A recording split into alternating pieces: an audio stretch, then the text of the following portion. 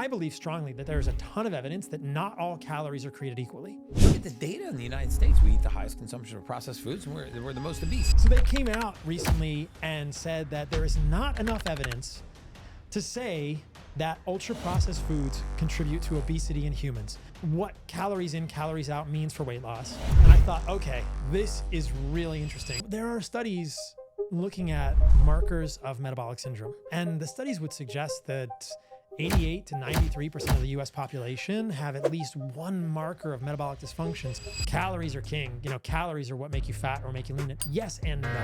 I want people to know it's not that complicated. If we just understand that the negative effects of ultra-processed foods are amplified and the positive effects of unprocessed foods are amplified in our physiology, and if we just simply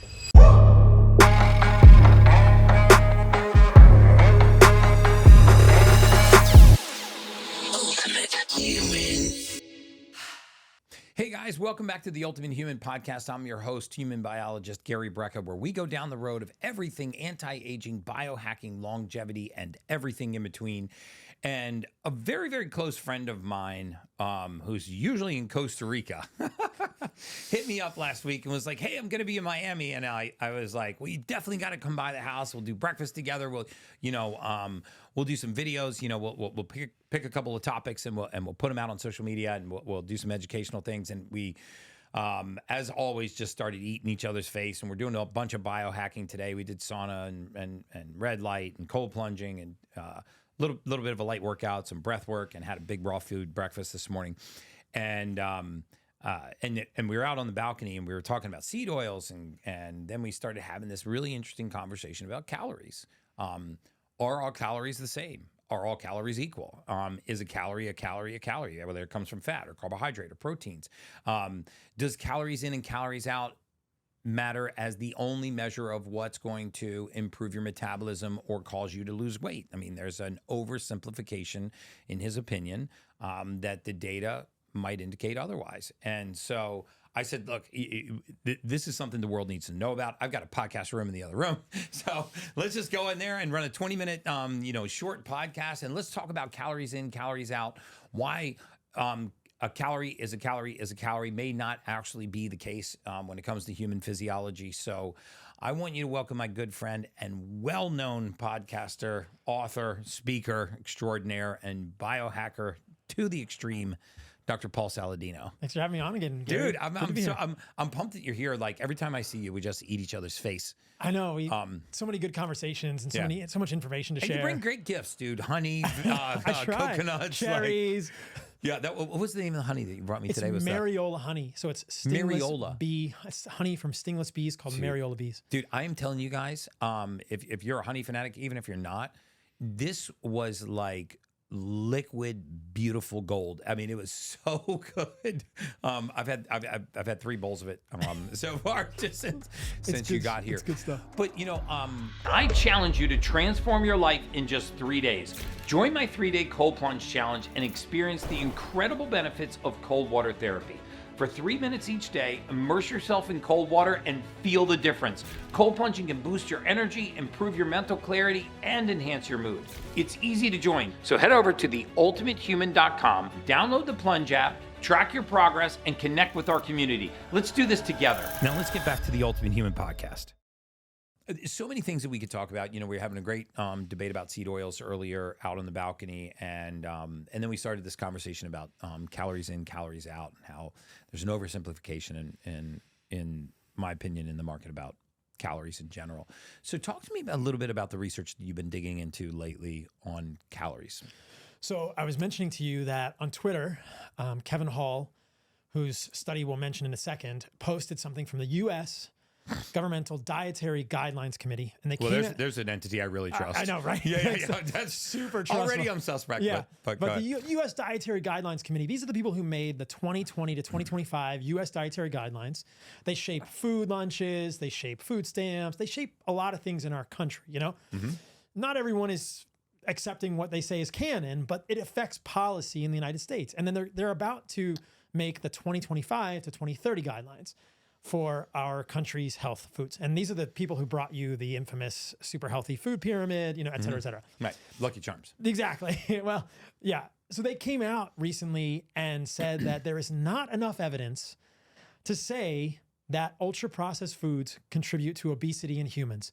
We need more research, guys. We don't know. And I thought, okay, this is really interesting. This is, and Elon Musk commented on this tweet. He said, calories cause obesity, calories are king. And I thought, okay, this is an interesting jumping off point. Two things I want to mention about this. The first is I hope that this isn't the US Dietary Guidelines Committee sort of giving themselves license to include more ultra processed foods in the dietary guidelines, Right. because I think this is very confusing and this is insidious for us as Americans, because I think it's really important that we understand what calories in, calories out means for weight loss.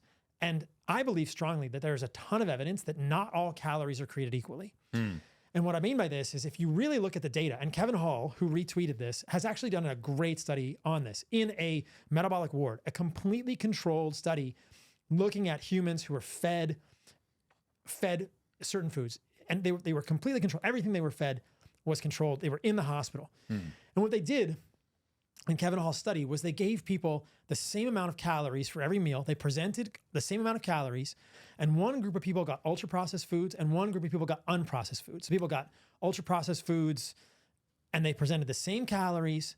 They matched for fat, carbohydrate, protein, salt. They matched for as many things as they could, but one group of people got ultra processed calories and one group of people got unprocessed calories. So one group of people is getting like salad and fish or chicken, maybe some beef, maybe some grains that are unprocessed, and the other group is getting more processed versions of all these things. Right. A McChicken sandwich, a fish fillet sandwich from McDonald's, chips. And what they found, and this was an ad lib study, so they let people eat as much as they want. So they gave them a certain amount of food, and then they looked to see how hungry people were. And the study was 2 weeks long, I believe. And over those 2 weeks, not surprisingly, the people on the ultra-processed food diet ate an average of 500 calories more per day. I think I heard Dr. Hyman talking about this. It was the lack of satiety and the hunger response was significantly more intense. And they not only ate more food, they gained more calories and gained more weight, but they also reported being hungrier faster. Yes. I didn't read it to the depth that you did, but I did gloss over it. And I think this is opening up a really interesting conversation because, I've long since held the position that some of the worst research we do on human beings is when we study things in isolation. Yeah. Right. So we say, okay, let's deprive this person of calories, put them in a caloric deficit, and they lost weight. So the way to lose weight is to go into a caloric deficit, which I agree with. And then this myth, in my opinion, emerged that a calorie is a calorie is calorie. So you could eat 1,000 calories of donuts, or you could eat 1,000 calories of grass-fed meat, or you could eat 1,000 calories of soda water or soda, and it doesn't matter because those are just calories. And see, here's the proof, because we gave these people that drank nothing but soda and ate donuts, but only ate 1,500 calories a day, they lost weight. Sure. So see, they lost weight and they're eating ultra-processed, high-carbohydrate, sugary foods.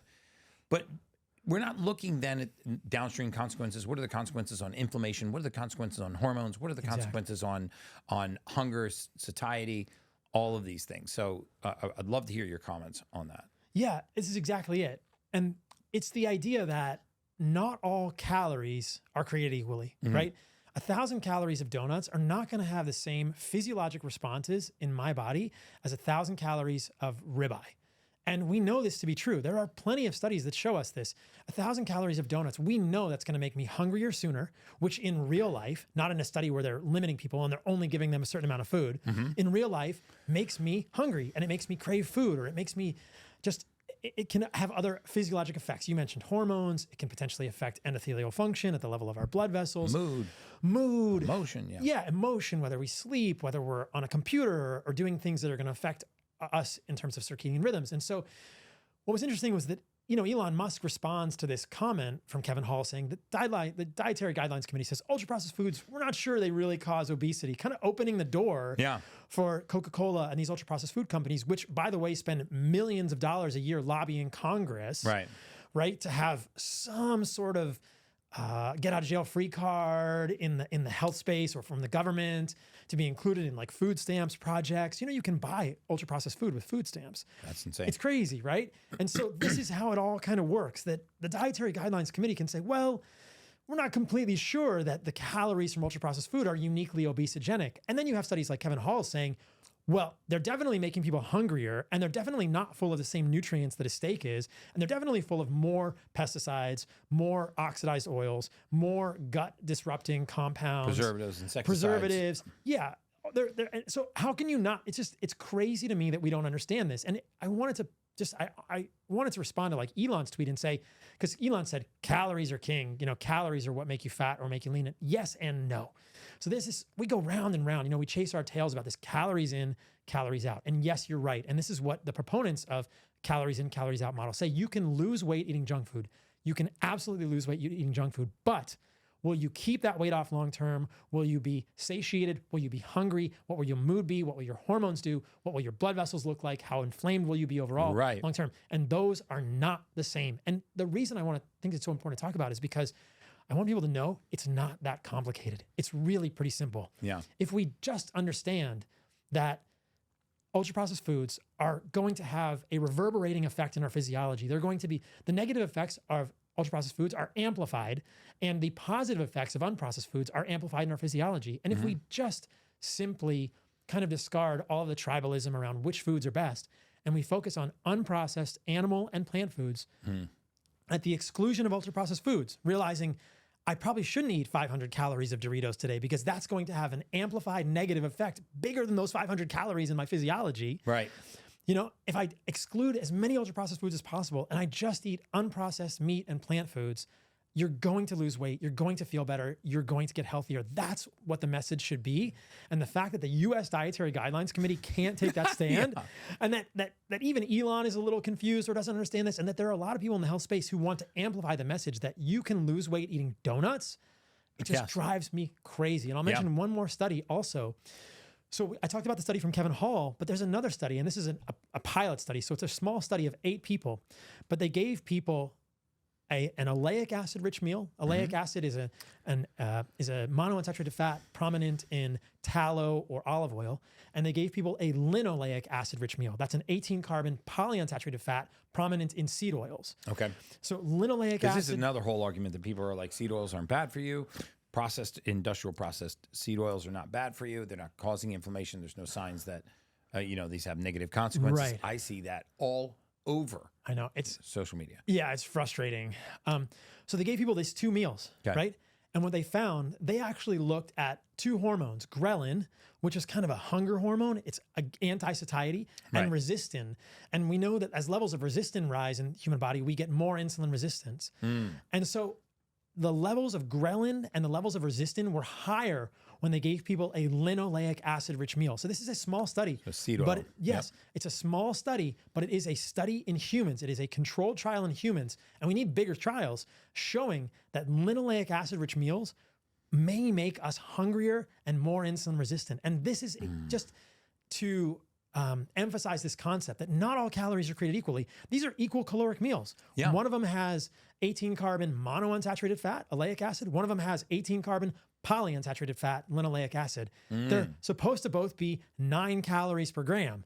But this linoleic acid-rich meal, again, linoleic acid-rich is usually found in seed oils, things like corn, canola, sunflower, safflower, soybean, is making people hungrier. It's changing the hormonal profile. And it's also causing damage to the endothelial lining, which is the genesis of the cardiovascular disease that we blame on cholesterol, right? Cholesterol is at the scene of the crime, not pulling the trigger, but very often it's there because it's trying to repair damage. So I think with that, it's like, we used to think that Alzheimer's disease was the presence of amyloid plaques and these neurofibrillary tangles. And we're realizing now that the amyloid plaques are the byproduct of the inflammatory process, right? So that the culprit is not the amyloid plaque, right? That the culprit is the inflammatory process, right? And so I think you're getting to the root of another issue, which is, are we really getting atherosclerosis, arteriosclerosis because of cholesterol?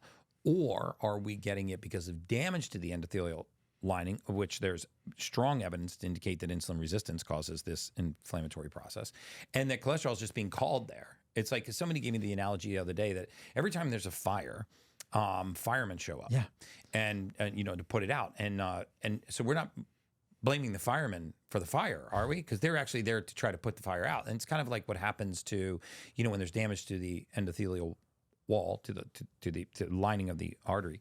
The firemen show up, the cholesterol shows up, and we're like, we need to keep the cholesterol down, right? Yeah. And so, we need to suppress the firemen, and fires will stop happening. Yeah, it's interesting. And if people are confused about seed oils, because there's a lot of conflicting data, Yes.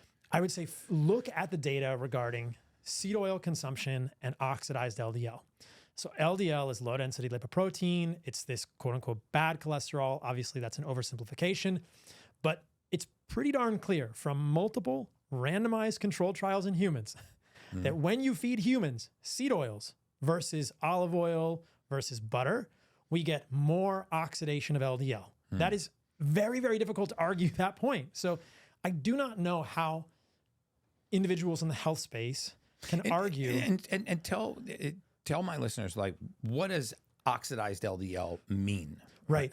So why is that so bad? Yeah, LDL is low density lipoprotein. It's like a balloon or a bus that floats around our bodies and moves cholesterol and triglycerides. So it's a ball. And it's a transporter. It's a transporter. It's a ball. It has a membrane, and the membrane is full of phospholipids, and the membrane is full of cholesterol, and the membrane is full of proteins.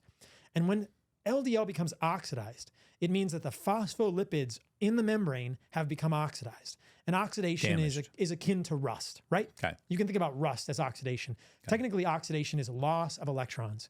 When a molecule loses an electron, it begins a free radical type cascade. In the case of lipids, we call this lipid peroxidation. And these are lipid peroxides that get formed in the membranes of our cells or in the membrane of an LDL particle, a low density lipoprotein particle. So now I've taken an LDL particle, I've oxidized it, so I've damaged its phospholipid bilayer. Right. And now what is that damage causing just because the phospholipid bilayer is rusted? Now what's the next consequence of that? So when electrons are stolen from the phospholipids in the membrane, there's a chain reaction, and eventually that free radical cascade, that lipid peroxidation reaction, damages the proteins on the surface of the LDL. And when the proteins at the surface of the LDL are oxidized, they look differently. And then we know pretty clearly from medical studies that makes the LDL particles look like foreign invaders. And your macrophages, the immune cells that live in your body, but also live in your arterial walls, are more likely to take up that LDL molecule and form the beginning of an atherosclerotic plaque, which is called a foam cell, or a fatty streak.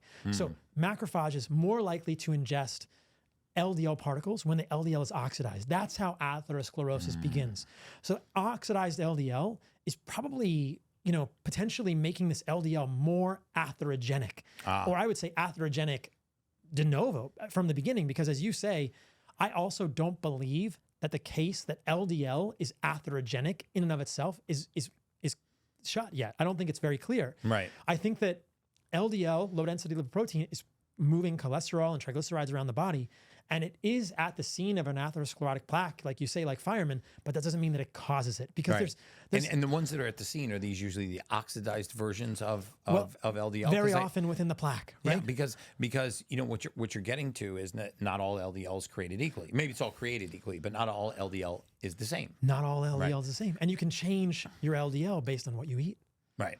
You can change the size, you can change the membrane composition, you can make your LDL more likely to oxidize when you eat seed oils. And then once it oxidizes, it's more likely to be the culprit of plaquing. Now, why is that? Does it increase how sticky it is? Is it more likely to clump and stick together in group and narrow the artery? I don't think we fully know. It could be that. So this is all sort of not fully fleshed out within the lipid space. It could be that there's a lot of changes that can happen to LDL that damage LDL. You can get desialylated LDL, you can get oxidized LDL, you can get all sorts of changes. But basically, I would say high level, it looks like LDL is this particle that moves around your body carrying substrate, carrying building blocks, and it probably moves in and out of your arterial wall on its own naturally because it has to deliver things. But if your LDL is more likely to oxidize, then it's possible, and again, this is all sort of hypothesis, we don't fully have this worked out within lipidology, that the LDL that's more likely to oxidize gets stuck in your vessel wall. And when it gets stuck in your vessel wall on a proteoglycan matrix inside of your arterial wall, then it's oxidized, and then the macrophages come and clean it up because it's a foreign looking particle. And that's how you get atherosclerotic plaque forming. So native LDL, LDL that's not oxidized, it's not an easy case to make that is actually atherogenic or injurious to the endothelium. Right. But oxidized Without LDL, endothelial damage, I don't know that you have atherosclerosis. I would say that you don't. Yeah. Because if we look at where atherosclerosis starts, it starts in and around the heart usually. And why would it concentrate there? Well, it concentrates there because there's more turbulence and more damage to the endothelium. But we can get atherosclerosis other places. Sometimes people get it in the bifurcations of the femoral arteries. But we do get atherosclerosis in places where there tends to be more turbulent stress, denuding the endothelium. And I think that individuals who are insulin resistant, metabolically unhealthy, they don't repair those wounds as well. I think you and I, all of humans, are getting endothelial damage. That's just part of being a human. You have this delicate layer of endothelium lining your arteries, and you have pressure in your arteries. It's very high. 120 millimeters of mercury is a lot of pressure every time your heart pumps. Yeah. Right? And so you're going to strip that endothelium, even in a healthy individual. And I think that my theory, I think the hypothesis here would be that in a healthy individual, you can repair that, just like you scratch your knee. You repair it. But in a diabetic, somebody that's metabolically unwell, the repair of the endothelium is delayed or it's impaired. We know that wound healing is impaired in diabetics.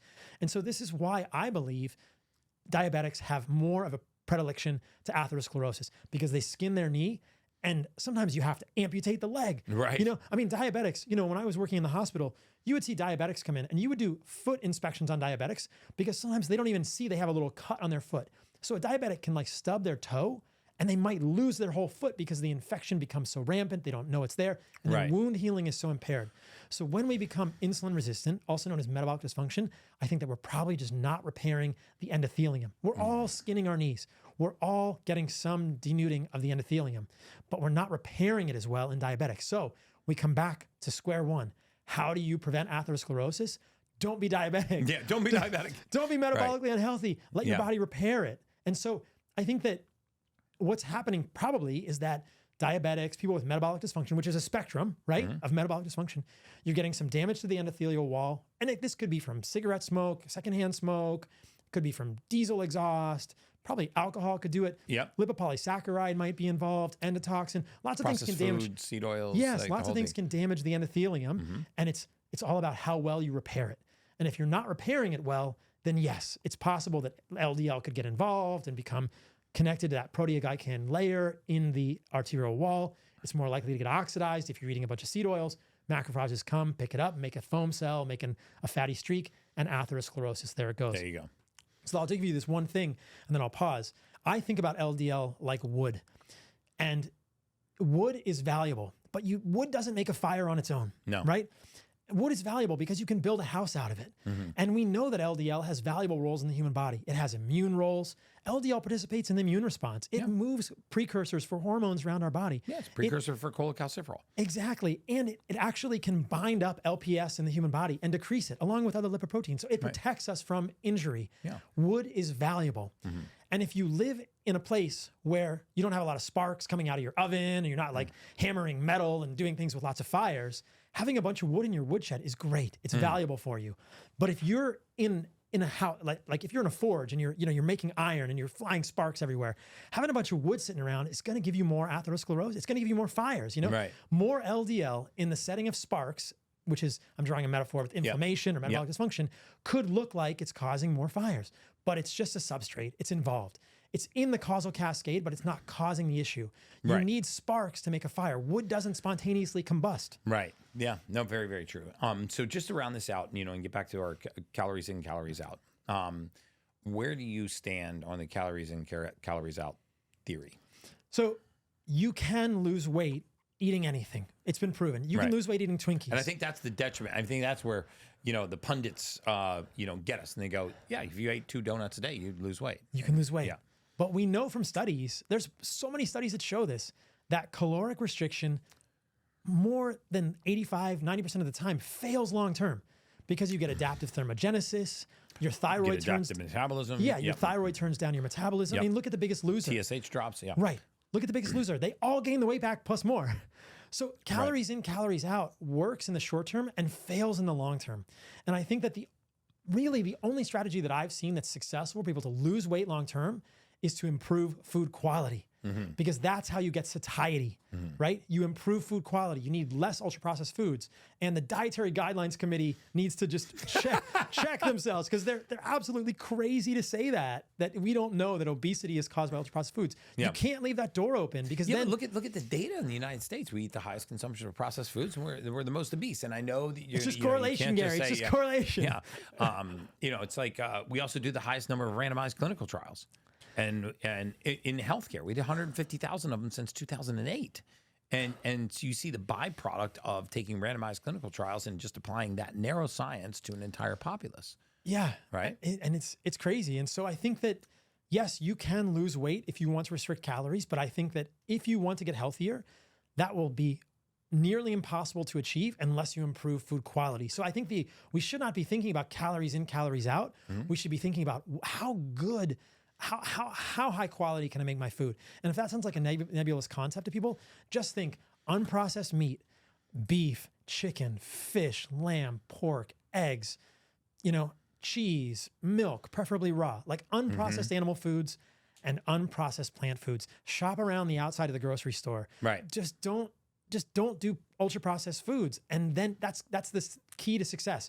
Because I think that if you think calories, then you're just going to say, I can eat this pizza today and I'm going to eat less calories tomorrow. But I want people to understand, like, the problem I have with that is it's very difficult for us to quantify or qualify how the negative effects of that ultra-processed food reverberate throughout our physiology. Right. And that's where calories in, calories out fails. The qualities of calories in can affect calories out. It can affect your metabolism. It can affect your satiety. The downstream consequences. We used to see this in the mortality space, pushing LDL cholesterol down because it was linked to cardiovascular disease, but not realizing that it's also, for lack of better words, a construction material that's used to build cell walls, cell membranes, hormones, vitamin D3.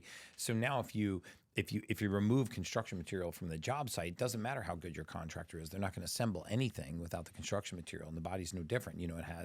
It has to make cell walls, it has to make cell membranes, it has to make hormones, and it makes vitamin D3 from sunlight and cholesterol. And if you deprive it of those resources, you get other downstream consequences. And if the study didn't look at those things, then you would just draw the conclusion that, well, it's bad. Because people with higher cholesterol have these higher rates of cardiovascular disease. But maybe it's because people with higher cholesterol are having the endothelial damaging things like the oxidation and what have you that actually leads to the damage that is causing the cholesterol there. I agree. Yeah. There are studies looking at markers of metabolic syndrome. There's one from a few years ago and one more recently. And the studies would suggest that 88 to 93% of the US population have at least one marker of metabolic dysfunction. So if we have a population in the United States where 85% plus of people have at least, they're on the spectrum of insulin resistance, it's not surprising that LDL might look like it, quote, causes atherosclerosis. But there are so many studies now that generally get ignored by people in the ApoB causes atherosclerosis camp that show a discordance between ApoB levels and atherosclerosis. So I think that and again, like, it's causal until it's not. Exactly. It's causal. It's causal unless you're healthy. Right.